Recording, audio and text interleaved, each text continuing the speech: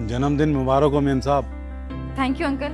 अच्छा वैसे शाम को पार्टी रखी है तो आप अपनी बेटी के साथ आ जाना, और हाँ थोड़े ढंग के कपड़े पहनना, ठीक है? जी मैडम। मैडम जी, ये मैं एक छोटा सा तोहफा लाया था आपके लिए।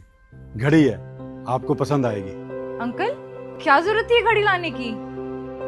आप तो 10-12 हजार रुपए कमाते हो, और ये घड़ी तो कम से कम 30-40 हजार की होगी। मैडम जी कैसी बातें कर रहे हैं आप भी तो मेरी बेटी जैसी है ना। अगर मैं अपनी बेटी को तोहफा दूंगा तो मैं पैसा थोड़ी ना देखूंगा, उसे अच्छा सा तोहफा दूंगा ना। और वैसे भी इस तोहफे के लिए मैंने काफी समय से पैसे इकट्ठे किए हुए थे। अरे अंकल क्यों किया आपने पैसे खर्च? लेकिन मैडम जी रख लीजिए ना, ये घड़ी मैं आपके लिए बहुत प्यार से लेके आऊँ, आप पहनोगे ना अच्छी लगेगी। अच्छा अच्छा ठीक है, लाइए दीजिए। Thank you. Thank you.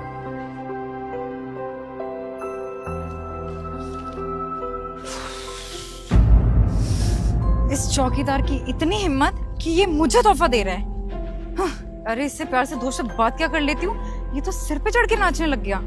हमारे ही टुकड़ों पे पल के हमारे पैसों से ये मुझे तोहफा दे रहा है। अरे ऐसे तोहफे ना मैं अपनी नौकरानी को भी ना दूं।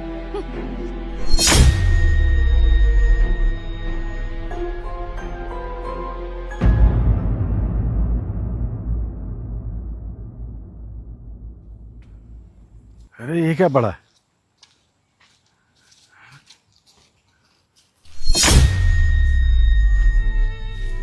अरे ये तो वही घड़ी है जो मैं मेम साहब के लिए लेके आया था। मैं कितने प्यार से लाया था मेम साहब के लिए।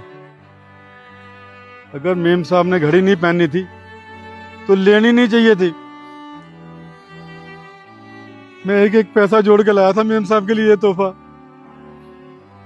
तो मेम साहब ने इसे सड़क पर ही फेंक दिया। मैं गरीब हूं ना, इसलिए मेम साहब ने मेरा तोहफा नहीं लिया।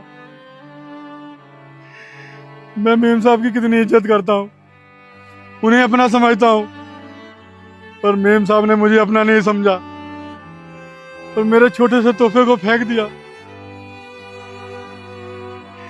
मेम साहब ये आपने अच्छा नहीं किया, आपने एक गरीब का मजाक उड़ाया। मेम साहब ये आपने अच्छा नहीं किया।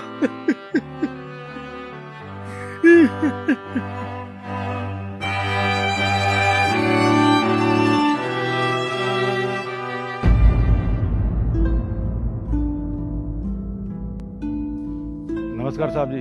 नमस्कार नमस्कार। अंकल गए नहीं आप अभी तक घर पे? कपड़े वपड़े चेंज करो जाके, पार्टी में चलना है। हाँ साहब अभी जा ही रहा हूँ। क्या हुआ अंकल, कुछ परेशान से लग रहे हो? नहीं साहब जी सब ठीक ही है। घर में कोई परेशानी वरेशानी है ना तो आप मुझे बता दीजिए। वैसे तो आप बहुत खुश मिजाज आदमी हो, लेकिन आज मुझे परेशान लग रहे हो आप। साहब जी ये देखिए,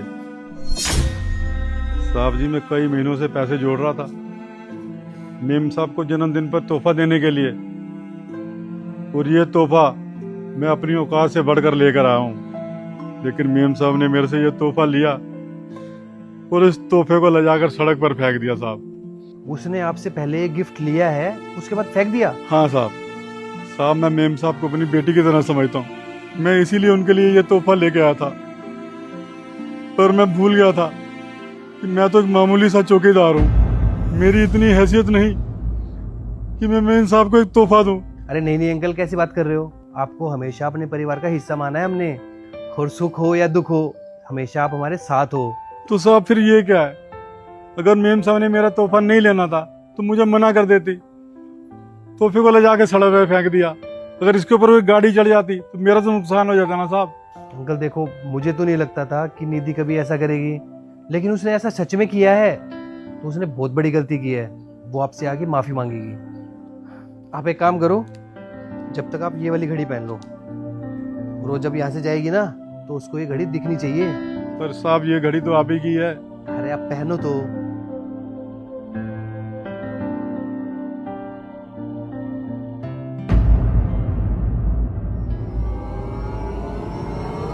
नमस्कार मेम साहब।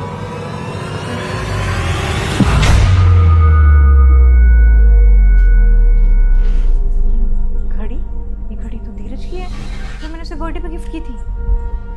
ये इसके पास क्या कर रही है? अभी पूछती हूँ उससे मैं। धीरज, वो वॉच कहाँ है जो मैंने तुम्हें गिफ्ट की थी? अच्छा वॉच, वॉच तो मैंने चौकीदार अंकल को दे दी। किस खुशी में तुमने अंकल को वो वॉच दे दी? उनकी औकात भी है वो घड़ी पहनने की। मैंने पता है इतनी मेहनत से वो वॉच खरीदी थी तुम्हारे लिए, इतने पैसे जोड़ जोड़ के। यार वो वाली वॉच ना मुझे कुछ खास पसंद नहीं थी, जबरदस्ती पहननी पड़ती थी मुझे कभी कभी, इसलिए मैंने अंकल को ही गिफ्ट दे दी वो।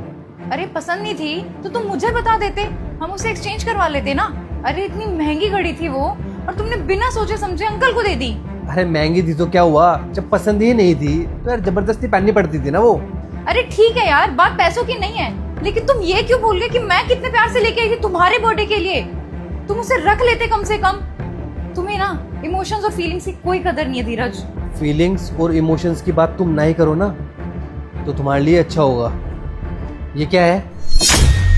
अरे अंकल इतनी मेहनत से पैसे जोड़ के इतने प्यार से तुम्हारे लिए गिफ्ट लेके आए हैं और तुमने ये गिफ्ट रोड पे फेंक दिया। अगर इस पे कोई गाड़ी उतर के चली जाती तो अंकल को तो यार कितना नुकसान हो जाता ना। धीरज तुम जानते हो इससे महंगी महंगी घड़ियां मेरे पास रखी हुई हैं, और अब हम क्या एक चौकीदार से गिफ्ट लेंगे? अरे हम उसे पैसे देते हैं तो उसका घर चलता है, और उसका क्या मतलब बनता था मुझे घड़ी देने का? अरे आखिर कितने की होगी ये घड़ी? सस्ती सी तो है। इस घड़ी की ना इतनी औकात नहीं है कि मैं इसे अपने हाथों में पहनूं। अच्छा, चौकीदार अंकल का कितनी बार जन्मदिन आया है, तुमने कभी गिफ्ट दिया उनको?